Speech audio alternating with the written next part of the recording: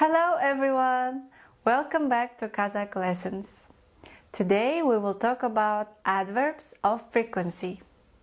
There are only 3 of them. Әрдайым, always, кейде, sometimes, ешқашан, never. For example, let's make a sentence. Мен кейде ойнаймын. I sometimes play. The word order is the same. One more example. Мен кейде мектепке барамын. I sometimes go to school. Let's go through seasons. Қыс, winter.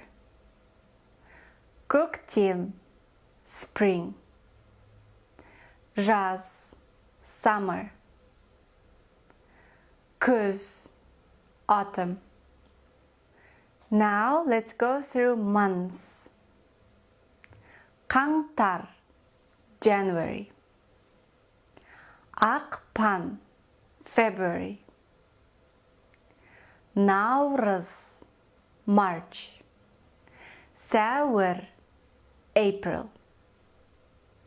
Мамыр, May. Маусым, June. Шілде, July.